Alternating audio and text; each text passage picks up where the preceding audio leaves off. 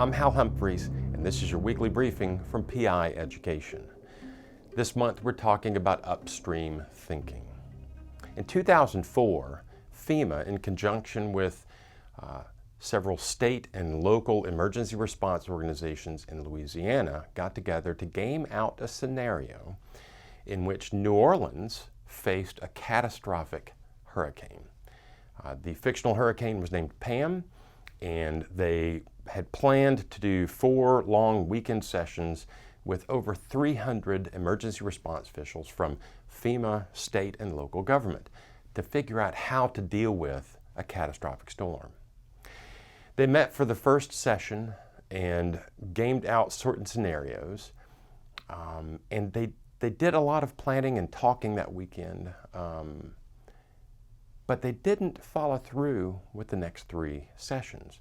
The reason they didn't follow through, it was going to cost FEMA $15,000 in travel, and they didn't feel like that was a good expense.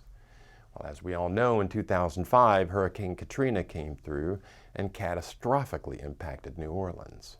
There were some things that came out of that first session that were useful and saved lives and helped them deal with that emergency. But had they spent more time and more money preparing for it, what could have happened better? That's the thing about upstream thinking. You oftentimes don't know what the impact would have been had you addressed the problem before it occurred. As private investigators, we spend a lot of time putting out fires.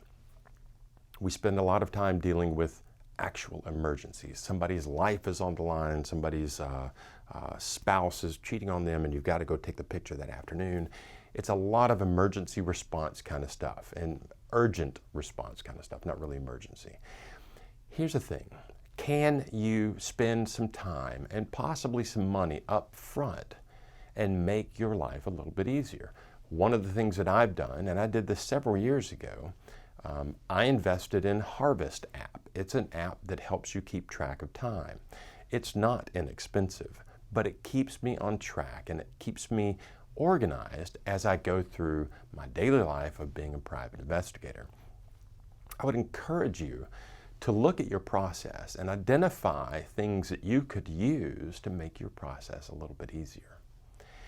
We are, at the end of the day, business owners. If you're a sole proprietor, or if you've got a team working for you, or you're a big company running a bunch of agents doing different kind of things, spend a little bit of time and a little bit of money on software and considering processes that might make your life easier. Again, upstream thinking isn't sexy. It's not hero work in the sense of you're saving the day right now, but it is hero work in the sense that you make your life easier, more productive, more actually responsive to real issues if you plan ahead. So at the end of the day, when you think about it, the work we do is oftentimes going to be urgency management, crisis management. But the business we run as private investigators does not have to be centered around urgency and crisis. It should be centered around clean, clear processes and organized way of doing things. I'm Hal Humphreys, and that's your weekly briefing from PI Education and Pursuit Magazine.